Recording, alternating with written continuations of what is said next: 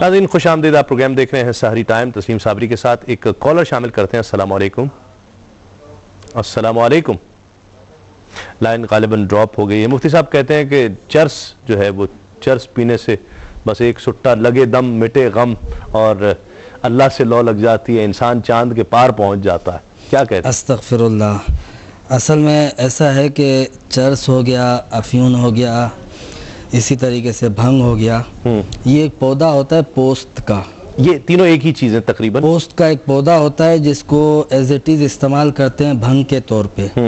اس میں سے ایک بوٹی نکالتے ہیں جو چرس ہوتی ہے، اسی کو ریفائن کر کے افیون بناتے ہیں اور اس کو مزید اس کو تھوڑا سا کیمیکل پروسیس سے گزارنے کے بعد پاؤڈر فارم میں لا کے ہیروئن بنائی جاتی ہے۔ یہ ہے سب ایک ہی تھالی۔ گانجا بھی کوئی ایسی چیز ہے؟ غالب گمان یہ ہے کہ یہ اس کا جو ہے وہ متبادل ہے یہ بھنگ کا۔ اچھا۔ بہرحال یہ جتنی چیزیں ہیں چونکہ ان سے بھی نشہ طاری ہوتا ہے، اور جب اتنا نشہ طاری ہو جائے ان کے استعمال سے بندہ چاند کے پار پہنچ جائے کہ اس کے اعصاب شل ہونے لگے، عقل معوف ہونے لگے، اس طرح کا نشہ طاری ہو جائے تو اس وقت یہ حرمت کے حکم میں آ جائیں گے، اور اگر اس سے کم ہے تو بھی ناپسندیدہ ہے، الا یہ کہ دوان استعمال کیا جائے۔ صحیح۔ مفتی صاحب کہتے ہیں یہ تو ہمت والوں کا کام ہے، بھنگ پینا، اور یہ جو ہے نا یہ تو بچوں کا کام نہیں ہے۔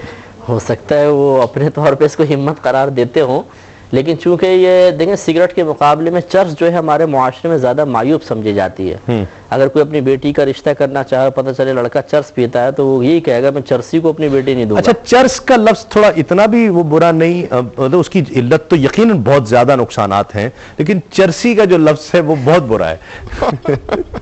تو یہ چرس سے ہی تو وہ نکلا منصوب نکل آیا چرسی، تو اس لیے اس کو معیوب ہی کہا جائے گا اور سخت اس کی مذمت ہی کی جائے گی، کیونکہ یہ بہرحال بری چیز ہے، اس سے بچنا چاہیے۔ نسوار کے لیے کیا کہتے ہیں مفتی صاحب؟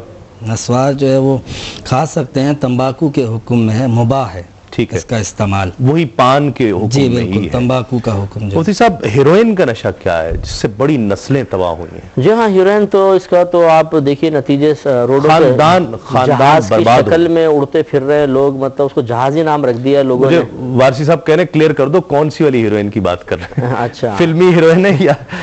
جی ہاں، وہ دونوں ہی نشے برے ہیں خیر، لیکن یہ تو ہماری نشے کے اس کی بات ہو رہی ہے پینے کے لحاظ سے جو ہے تو یہ بہت ہی خطرناک ہے، اور چونکہ لازمی طور پہ یہ باعث ضرر ہے تو یہ حرام ہوگی، بالکل حرام ہے، اور اس کی وجہ سے جیسے آپ نے ارشاد فرمایا گھر کے گھر تباہ ہو گئے ہیں، اور یہ نشہ اتنا خطرناک ہے کہ ماں بہن کے ادب احترام کو ختم کر دیتا ہے۔ ماں کو مارنا پیٹنا حتیٰ کہ قتل کرنے کے واقعات بھی ہیں کہ پیسہ حاصل کرنے کے لیے ماں کو ہی مار دیا۔ تو اس لیے اس قسم کے نشوں کی سختی سے مذمت کی جانی چاہیے، اور یہ حرام ہے۔ ہیروئن تو ایک مافیا ہے، باقاعدہ ایک مافیا ہے جس کی وجہ سے وہ جس سے انوالو کیا جاتا ہے، کیا کہتے ہیں اس حوالے سے؟ ہیروئن میں نے عرض کیا نا کہ اسی پوست کے پودے سے ہی بنائی جاتی ہے، اس کو ریفائن کر کے جب کیمیکل فارم میں پاؤڈر فارم میں لایا جاتا ہے۔ اب چونکہ اس کے نقصانات بہت کثیر ہیں، لازمی طور پہ اس کے استعمال سے ہلاکت نتیجہ آتا ہے، اور ایسے ہمارے معاشرے میں بھی ہم نے خود مشاہدہ کیا ہے کہ ایک تو اس کے استعمال کرنے والا اس کا عادی ہو جاتا ہے، اس سے جان نہیں چھوڑا سکتا، اور پھر اس کا لازمی طور پہ یہ نتیجہ آتا ہے کہ وہ آہستہ آہستہ بیمار ہوتا ہے، شدید بیمار ہوتا ہے، کمزور ہوتا ہے، اور بالآخر وہ موت کے دروازے سے جا ملتا ہے۔ اس لیے ایسی چیزوں کو تو اگرچہ کہ قلیل مقدار میں استعمال کی جائے تو نشے کی تعریف سے خارج ہے، مگر یہ مہلک ہونے کی بنیاد پہ قرآن کی واضح نص موجود ہے کہ اپنے آپ کو ہلاکت میں مت ڈالو، تو ایسی چیزوں سے اجتناب کرنا۔ اس کا حکم پان سگریٹ یا چرس جیسا بھی ایون نہیں ہوگا؟ مختلف حکم سخت ہے، کیونکہ یہ ہیروئن تو نشے میں آ جاتی ہے نا، ٹھیک ہے، کہ عقل وہ ختم کر دیتی ہے، معاف کر دیتی ہے، ماں بہن کی تمیز بھول جاتی ہے آدمی، بلکہ شراب کی مثل بالکل ہوش آواز سے بیگانہ ہو کے گندے مقامات پہ گرا ہوا نظر آتا ہے۔ صحیح۔ تو اس لیے یہ تو بالکل حرام ہے۔ اچھا، انجیکشن کی صورت میں بھی غالباً وہ یہ ہیروئن ہی لی جاتی ہے یا کچھ اور چیزیں؟ لیکوڈ اس کو فارم میں کر لیتے ہیں تو وہ بہرحال وہ تو وہی ہے، ہیروئن والے کام کرتی ہے۔ جتنے بھی ایسے نشے ہیں جو رگوں کے ذریعے انجیکٹ کیے جاتے ہیں وہ سب کے سب حرام ہے۔ اسے سمد بانڈ کا بھی سنا نشہ ہوتا ہے۔ جی ہاں، سونگھی سمجھ جاتی ہے. جی ہاں، سمد بونڈ کا بھی نشہ ہوتا ہے، لیکن یہ کوئی کنفرم نہیں ہے مجھے تو اس بات کا کہ آیا الکوہولڈ ہوتی ہے یا نہیں ہوتی ہے.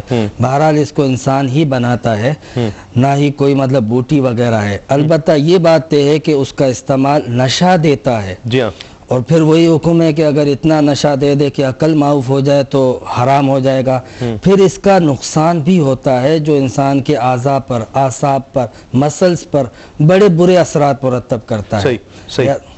اصل میں اس میں اسپیڈ وغیرہ کی آمیزش ہوتی ہے نا، یہ اوپر کی جو فارم وغیرہ ہے اس کو چشمہ کرنے کے لیے سمد بونڈ یوز کیا جاتا ہے. یہ ایک ٹی وی پروگرام آ رہا تھا، وہ ڈاکیومنٹری فلم انہوں نے تیار کی تھی، وہ میں نے دیکھی تھی. چھوٹے چھوٹے بچے بتا رہے تھے کہ وہ ایک کپڑے میں سمد بونڈ ڈالتے ہیں، اس کو اس طرح بند کر کے پھر اس کو لگا کے ناک سے اور بعض کہتے ہیں منہ سے اس کو کھینچتے ہیں، سک کرتے ہیں تو وہ پھیپڑے تباہ کر دیتے ہیں. وہ کہتے ہیں کہ بالکل خون نکلتا ہے کچھ عرصے بعد. اس کا حکم کیا ہے؟ مطلب حرام ہے، بالکل حرام ہے، کیونکہ شدید باعث ضرر ہے. صحیح، آپ کی بات ادھوری رہ گئی. جی ہاں، مکمل ہو گئی بات. مکمل. اچھا، گٹکا اور ماوا ایک ہوتا ہے، ایک مین پوری، اس میں تو گٹکے میں تو خاص طور پہ کہتے ہیں کہ اتنی گھٹیا قسم کی چھالیاں استعمال کی جاتی ہے کہ وہ اس میں جو ہے نا وہ بے انتہا مضر ہوتی ہے صحت کے لیے کہ وہ گٹکے میں. اور پھر ہمارے ہاں تو اس پر پابندی بھی کئی بار لگی اور پھر پابندی لگانے والوں پر پابندی لگ گئی. کیا کہیں؟ جی ہاں، مسئلہ وہی ہے کہ اس کو ہم نشے کی اچھا، یہ گٹکا اور مین پوری، یہ پان کے اس میں حکم میں آئے گی، اس حوالے سے ہم بات کریں گے. اس کا حکم کیا ہوگا؟ اس لیے کہ بہت ہی سنا ہے کہ بہت زیادہ گھٹیا قسم کی اور بہت چھوٹی قسم، ہلکی قسم کی چھالیاں اس میں استعمال کی جاتی ہے. ایک مختصر سے وقفے کے بعد لوٹتے ہیں اس یقین کے ساتھ آپ کہیں نہیں جائیں گے.